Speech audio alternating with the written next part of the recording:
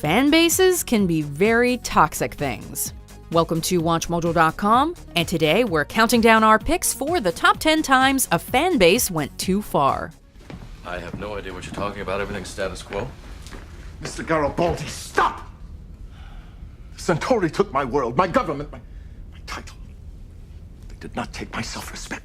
Before we begin, we publish new content every day, so be sure to subscribe to our channel and ring the bell to get notified about our latest videos. For this list, we're discussing the times when a devout fan base went too far and caused some type of damage to a property, institute, or individual. We're not limiting ourselves to one entertainment medium. Fan bases from music, movies, video games, and TV shows will all be included here. I was Negan before I even met you. I just needed to meet you properly to know. I'm Negan. Number 10. The Walking Dead fans issued death threats to Josh McDermott. You got a name, asshole? Death threats are certainly not a new thing in the toxic landscape of social media, and Josh McDermott of The Walking Dead found himself the subject of some very dangerous and personal posts in 2017. It seems as if the show's fans weren't pleased with his character Eugene, as McDermott was the recipient of numerous death threats. This caused McDermott to take to Facebook Live and post a video explaining his hurt and worry, stating, quote, "I don't know if you're talking about Josh or Eugene." You can think whatever you want, but when you start saying you hope I die, I don't know if you're talking about Josh or Eugene. And I gotta report that shit, so just don't be an asshole.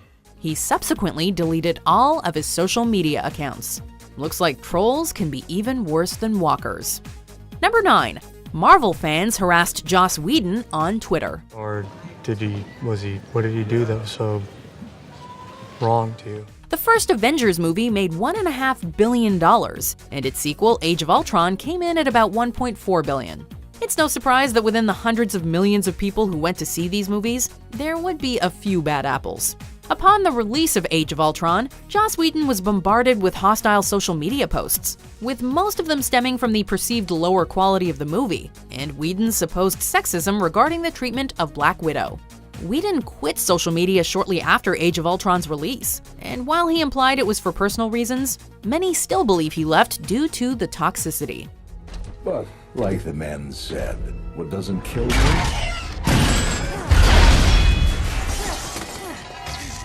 just makes me stronger. Number 8. The Price is Right fans caused Drew Carey to turn off the comments on his blog. And now, here's your host, Drew Carey! The Price is Right is certainly an odd show to get all riled up about. When Drew Carey was still relatively new to the long-running game show, he ran a personal blog that he used to communicate with his fans.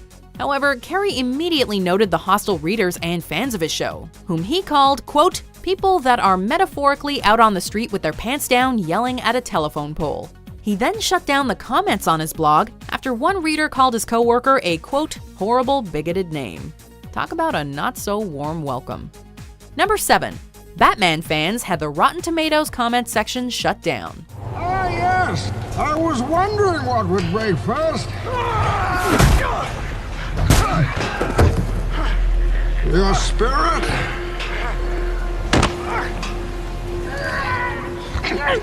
Oh, your body! The Dark Knight was one of the best movies of 2008, so Batman fans were damn near shaking with anticipation for its follow-up, The Dark Knight Rises. So when they saw that a few professional critics had some not-so-nice things to say about the movie, they launched into a bloodthirsty frenzy. Pure evil. I'm necessary evil.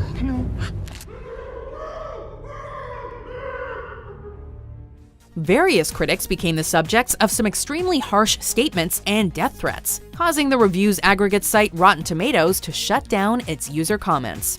The site's editor-in-chief later stated that, quote, "threats and hate speech will get your commenting privileges revoked," and declared that he would ban users if the antagonistic behavior continued. This is merely a sentencing hearing. Now, the choice is yours. Exile or death. Number 6.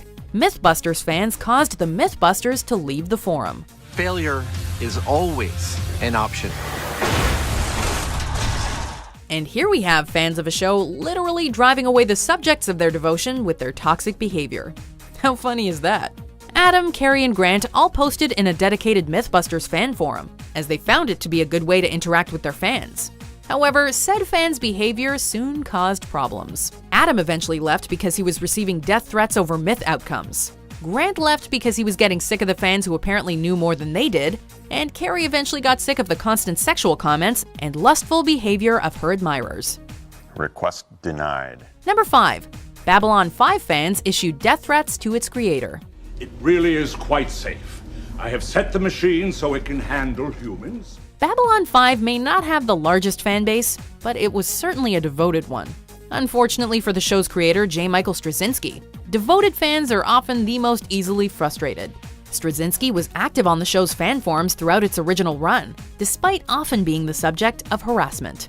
However, things took a turn when Claudia Christian, who played Susan for 4 seasons, was forced to leave the show due to contract negotiations. This resulted in scary phone calls and death threats issued directly to Straczynski, resulting in him significantly limiting his contributions to the forum. As much as our humanity got us into this, our humanity is the only thing that's going to get us out again. Number 4. Doctor Who and Torchwood fans called the writers homophobic. Are you asking me out on a date? Interested? Well, as long as it's not in an office. Doctor Who fans have quite the reputation for being toxic. While we're sure that 99% of its fan base are lovely people, the very vocal 1% tend to ruin everything for everyone. Doctor Who viewers and fans of its spin-off Torchwood took a particular hatred to the death of Yanto Jones in the 4th episode of the series called Children of Earth. No, Yanto. No. Many people personally attacked writer James Moran on his Twitter account, and others called the show's writers homophobic, causing series creator Russell T. Davies to call them out on their stupidity and toxic behavior. James Moran subsequently shut down his personal blog and never wrote for either show again. You will remember. Yes, I will. Number 3. Steven Universe fans led a fan artist to attempt suicide. Are you all right? Turns out you can't even draw your favorite characters without being viciously harassed online. In one particularly brutal instance, Tumblr user Zami070 posted various drawings of her favorite Steven Universe characters. However, many people took issue with the drawings, with some calling them transphobic, racist, and fat-shaming. Zami was viciously harassed for her drawings, and eventually attempted suicide after posting what looked like a suicide note on Tumblr. Zami luckily survived her suicide attempt, and at least one of the bullies was arrested on charges of cyberstalking and cyber harassment. But your life is short and you have dreams. I won't let you give up on everything you want. Number 2. Gamers harassed Zoe Quinn and started Gamergate. It's like you're just constantly surrounded by nothing but hate. Gamers have a particularly nasty reputation. While many are perfectly nice and welcoming, others unfortunately make the hobby look childish and toxic.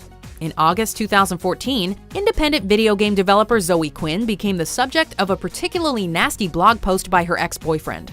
This blog post eventually snowballed into the Gamergate controversy, a harassment campaign geared primarily against women in the field of gaming.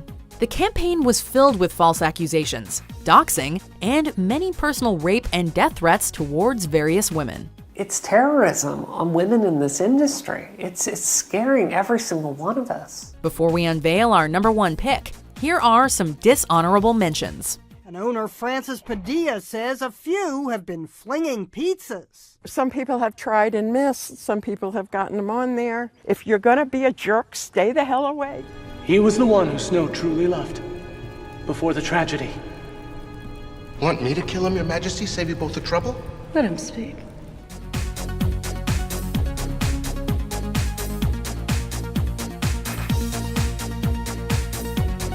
Number 1. Ghostbusters fans, and movie fans in general, harassed the crew of the reboot. Let's go. Let's go. Oh. Did you want to? Sorry. I'll let you. Next time. Okay. The harassment campaign against the Ghostbusters reboot is now legendary.